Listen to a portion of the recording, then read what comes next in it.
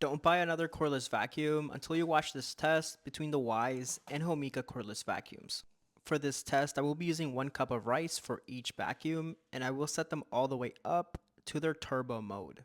I will be utilizing the long attachment on both vacuums, so this should be a pretty fair and even test. With that said, here is the actual test.